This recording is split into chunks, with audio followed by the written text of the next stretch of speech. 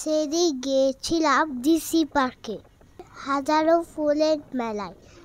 Hello বন্ধুরা, তোমরা কেমন আছো? লিটল সানশাইনে তোমাদেরকে ওয়েলকাম। প্রথমে দুঃখে দেখতে পেলাম অনেক মানুষের ভিড়, একটু খারাপ লাগছিল। এরপরে যখন অনেক রকম ফুল দেখলাম, মনটা খুশি হয়ে গেল। অনেক প্লে জোন ছিল, তার মধ্যে ধরে একটাতে চললাম।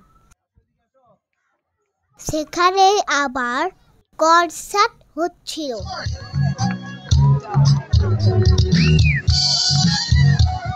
আম্মু আর আমি দাঁড়িয়ে থেকে চোখন গান শুনলাম।